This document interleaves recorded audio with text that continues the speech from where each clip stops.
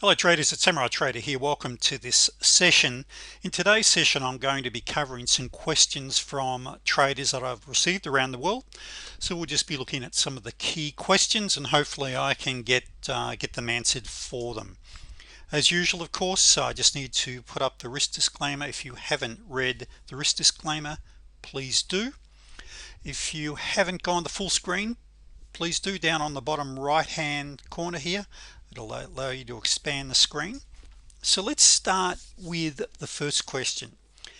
I receive this on a regular basis about commission-free trading with Forex. Well, trading Forex is not really commission-free. That is, the commission the broker receives is the spread. So if we look at this example I've got here of a screenshot of the USD CHF, we can see here that there's a 5 pip spread. Now if you're talking a standard lot, that's $50. So the question we need to ask ourselves when we're looking at trading Forex with our brokers is our broker competitive on the spread? Now we now see a number of brokers where they're offering very low spreads and charging a commission. So it really pays you to really do your homework if you're considering or if you're already trading Forex. And by the way, even with the futures traders, still do your homework. I see in Europe we've still got some clients paying that we come across, or potential clients that are paying $20 round turn on trading futures when it should be under $5. So for Forex traders, the difference for a futures trader is most futures traders and most contracts are paying under $5 per contract, and we're still seeing the average spread around a 1.5 to 2 pips at least, which is $15 to $20. Now in a report that I read a couple of days ago, Glenn Stevens, the CEO of Gain Capital, they're a good firm, but remembering they're market makers, stated he believed that this year we'll actually see a rise in spreads or commissions, some of that being passed down by banks. So you really need to weigh that up, because as my statement says here, in order to break even on a trade, a position must move in the direction of the trade by an amount equal to the spread. So please keep that in consideration. Now let's now talk about entries and exits into the market, and this is, well, it's really applicable for all markets, but I've received a number of emails this week from traders rather concerned about their orders. Now let's first of all consider the volatility. We saw one day this week over 4 million contracts trade hands on the ES. Today we saw 2,100,000 contracts trade hands. So it's been some incredible volatility. And another report I read a couple of days ago is they expect oil to dip down below $20 a barrel. Now of course what traditionally happens when we see oil prices fall, we see stock prices fall because of flow-on effects in various areas. And of course we've got the issues out of China, the slowdown in China. And to top it all off, the shipping reports have come out, and that's a really good underlying what would you call it, temperature of how the world economy is going. Shipping's down 28-29%.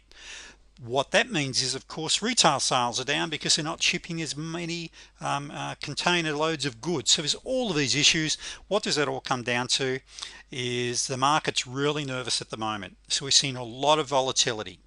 So going to our first market order, if you enter the market on a market order, particularly in a fast-moving market, and by the way we're going to look at some charts shortly, what happens is the market runs away and we then get what we call slippage. That is, we might get 2 or 3 ticks slippage. Now let's just say here on the ES, so at $12.50 a tick, you get 2 tick slippage. That's $25, and if you've got a 6 tick target, which we'll come to in a moment, of course that's gone a long way. So there's issues like that you really need to consider. So market orders, though, in a fast market, you almost need to use market orders, because one of the orders we use to enter the market is a limit order. Now a limit order, we might put in 1 or 2 ticks above a swing high or above a qualification candle, so we want to see that momentum is continuing in the direction of our trade. Now try putting on a limit order 1 or 2 ticks above your qualification candle. It's very difficult because the market's running. You can't do it. So that's where we may then go for a market order. The problem is when we go for a market order sometimes and the market's really running, is where do we put our stop for our stop loss? Because if we traditionally tuck our stop loss 2 ticks under our closest swing high or swing low, or even the trade entry candle, if a market has run 5 or 6 ticks, our stop is really large, which means then we need to increase our target to keep our risk reward correct. So perhaps you can see some of the issues that we have with our orders.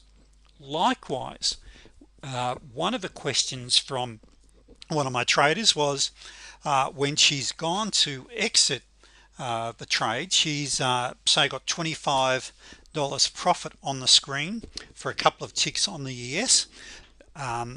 She is or he, I'm sorry, I can't remember who asked me this one, has gone to exit the market, and then there's only $12.50 profit. Well, of course, if we want to jump in front of all of the orders there, and quite sometimes we'll even get 2 tick slippage.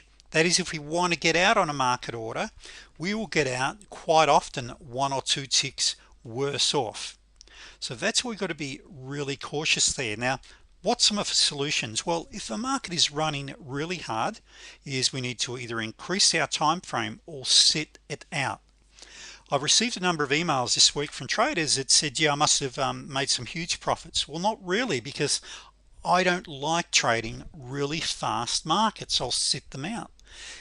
I'm rather strategic in my approach, and if it's running away, I want to be really cautious on my stops. Now, one way we can look at it though, when the market is running hard, we've got what we call momentum.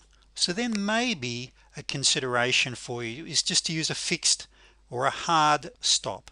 That is, if your stop loss on the ES 1000, which we'll look at in a moment, is 6 ticks, and we've run away and you need say an 8, 10, 12 tick stop, maybe you still stay with the 6 ticks because the market's running hard. And so these are considerations, and this is where you need to really look at the types of orders that you're using when you enter the market. Now, you also have to consider the speed of your computer and where you are. If you've got slow internet speed, particularly in fast moving markets, what appears on your screen may be totally different at the exchange. So if we consider today high frequency trading, we're seeing a lot of these high frequency trading firms setting up right next to the exchange. Now, even though it's very different to day trading in the sense that they're in for only pennies, in and out, in and out, there are high frequency trading firms trading E-mini contracts, NQ contracts, etc. Now they've got it down whereby they may have a seat on the exchange. They've got the brokerage down to really just paying exchange fees. So once again, I think it's exchange fees, if I remember correctly, are under $1, or it might be $1.20. Maybe someone can correct me on that, but they're very low, and so they're in and out, but they're right next to the exchange. Now they're also putting into the market great liquidity as well. So I don't feel, and I don't think you should feel so concerned, but speed is really important. So if you have a slow computer, if you're in the country, or if the market's moving really quickly, computers have a hard time keeping up with the order flow and what you have on your screen. And just remember, the more screens you have open, the more markets, time frames, and order platforms you've got open, this all slows your PC down. So they're considerations. And incredibly fast moving markets all affect all of this. So there's a whole lot of reasons why you might be getting very large slippage at the moment. So just be really cautious in incredibly fast moving markets. And back on this, market orders, you are most of the time going to get slippage. Now on the NQ, if you go to execute any more than 10 at market, you'll definitely get slippage. As a 10 lot trader, it's not uncommon for me to go up to 3 ticks slippage on the NQ. Now with the work I'm doing with my clients, a major client on the ES, we're finding on a 50 lot we still may get, even on a good market, 1 tick slippage. So these are all considerations to have. Now as far as order types, I don't want to go into too much on the order types on this video, otherwise we'll never get it finished. But one thing I do want to show is, of course, all of this and the trade setups that you'll be learning here are all in the Day Traders Fast Track program. So if you're watching this for the first time, please subscribe to my channel or go to my website to find out more about strategies. So what we'll do now, traders, is we'll go to our next video where I'll cover some more questions from students.